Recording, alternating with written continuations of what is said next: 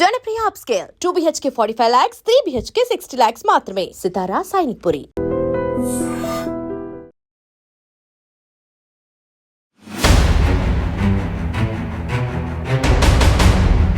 నమస్కారం, welcome to I dream.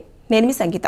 Singer Chinmayi గారి యొక్క వీడియో అనేది ఇప్పుడు సోషల్ మీడియాలో వైరల్ అవ్వడం జరుగుతుంది. అదేంటంటే తన భర్త అయిన రాహుల్ గారు తను మంగళసూత్రం వేసుకోవడం అనేది నాకు నచ్చదు కాబట్టి నేనే వేసుకోవద్దు అని చెప్పడం జరిగింది అని చెప్పడంతో కొంతమంది సోషల్ మీడియాలో వాళ్ళు డిస్కషన్ చేస్తున్న సమయంలో కొంతమంది లేడీస్ని కార్నర్ చేస్తూ వారు మాట్లాడుతూ కొంచెం అబ్యూజ్డ్ పదజాలన్నంతా కూడా అందులో యూజ్ చేయడం జరిగింది. యూజ్ చేస్తే ఏమని చెప్పారు అంటే, ఇలాంటి వారు పెళ్లి చేసుకోవడం ఎందుకు, ఇలాంటి వారికి పుట్టిన పిల్లలు కూడా బ్రతకడం వేస్ట్, వాళ్ళు చచ్చిపోతే బెటరు అన్నట్టుగా కూడా కామెంట్స్ చేశారు. అంతేకాకుండా వారి లైఫ్కు సంబంధించిన విషయాలన్నీ కూడా అందులో డిస్కస్ చేస్తూ కొన్ని పదాలన్నీ కూడా చాలా గలీజ్గా యూజ్ చేయడం వల్ల వారు చాలా హర్ట్ అయిపోయారు. హర్ట్ అయిపోయిన వెంటనే సింగర్ చిన్మయి గారు వెంటనే సజ్జనార్ దగ్గరికి వెళ్ళేసి, కమిషనర్ గారు ఉన్నారు కదా, ఆయన దగ్గర ఒక కంప్లైంట్ అనేది రేస్ చేశారు. నా లైఫ్ అంతా కూడా డిస్టర్బ్ చేస్తూ ఉన్నారు, ఇలా మానసికంగా చాలా డిస్టర్బ్ చేస్తున్నారు, అబ్యూజ్డ్ పదజాలం అంతా కూడా యూజ్ చేస్తున్నారు అని చెప్పేసి ఆవిడ డిఫమేషన్ కింద కానివ్వండి, అదేవిధంగా హరాస్ చేస్తున్నట్టు కానివ్వండి, అబ్యూజ్డ్ పదాలు యూజ్ చేస్తున్నట్టుగా కానివ్వండి, అవన్నీ మెన్షన్ చేస్తూ కంప్లైంట్ కాపీ రాసేసి ఏదైతే పోలీస్ కమిషనరు సజ్జనార్ గారు ఉన్నారో వారి హ్యాండ్కి కంప్లైంట్ కాపీ అనేది ఇవ్వడం జరిగింది.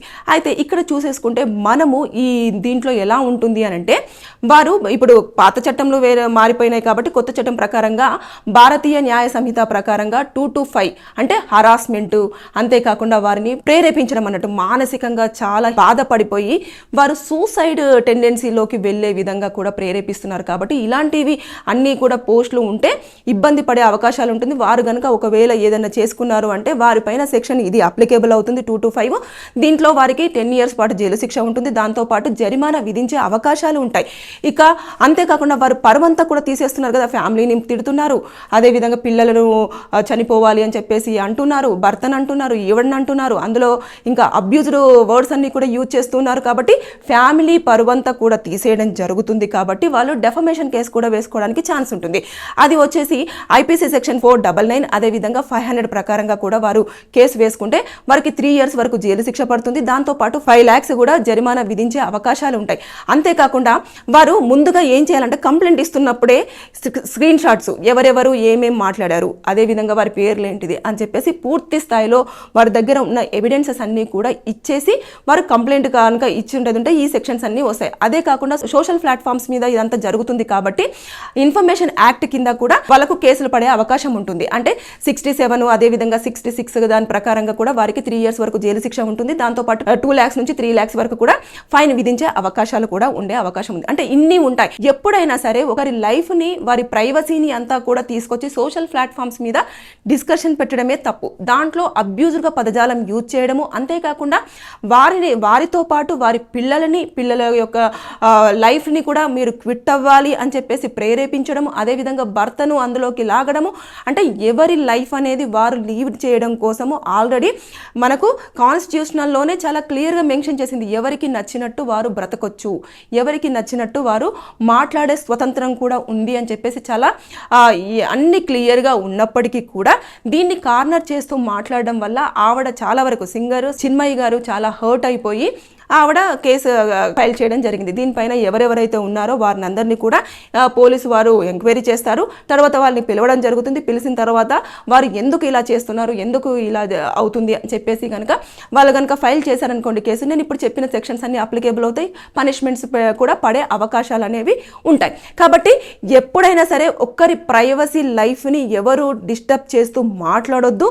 అంతేకాకుండా వారి యొక్క లైఫ్ స్టైల్ అనేది వారికి ఇష్టం వచ్చినట్టు బ్రతికే ఛాన్స్ ఉంది కాబట్టి వారు బ్రతుకుతూ ఉంటారు. అంతేగాని వారు ఇదేసుకోలేదు, అదేసుకోలేదు, ఇలా చేస్తున్నారు, అలా చేస్తున్నారంటే ఈవెన్ మనం కూడా కొన్ని సందర్భాలలో కరెక్ట్గా ఉండం, వాళ్ళు కూడా వేలెత్తి చూపించవచ్చు. కానీ ఇలాంటివన్నీ జరుగుతూ ఉంటాయి. కాబట్టి దయచేసి ఎప్పుడు కూడా ఒకరి పర్సనల్ లైఫ్లోకి ఎంటర్ అయ్యి మీరు కేసులలో ఇరుక్కొని శిక్షలు అనుభవించేసి జైల్లో మాత్రం ఉండాలన్న ఆసక్తితో మాత్రం కామెంట్స్ చేయొద్దు.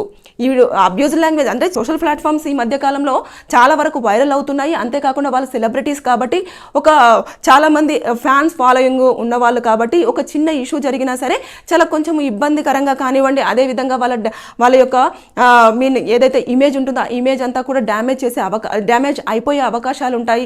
ఇవన్నింటి నేపథ్యంలో కూడా వారికి ఎక్కువగా ప్రొటెక్షన్ అనేది ఉంటుంది. దాంతోపాటు వారిని అభిమానించే వారు ఎవరైనా ఉన్నా సరే ఇంకా కొంచెం వేరే వాటికి కూడా ప్రేరేపితమై వారు ఇంకేమైనా దాడులు చేసే అవకాశాలు కూడా ఉంటాయి. కాబట్టి వీటన్నింటి నేపథ్యంలో కూడా ఇలాంటి కేసులను ఎక్కువగానే పోలీసులు సీరియస్గా తీసుకుంటారు. ఇమీడియట్గా కూడా కేసులు ఫైల్ అవుతాయి.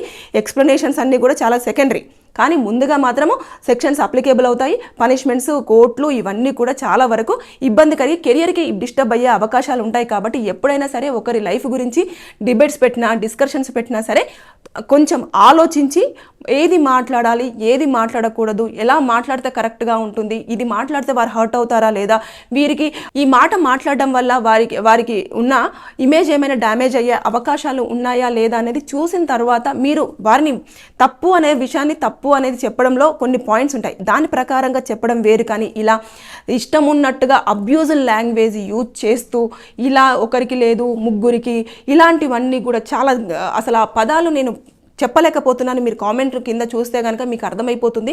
ఇలాంటివన్నీ మాట్లాడేటప్పుడు మాత్రం చాలా జాగ్రత్తగా మాట్లాడాలి. అనవసరంగా పోలీసులు మాత్రం ఇన్వాల్వ్ అయ్యారు అంటే మీరు ఊసలు లెక్కబెట్టక తప్పదు.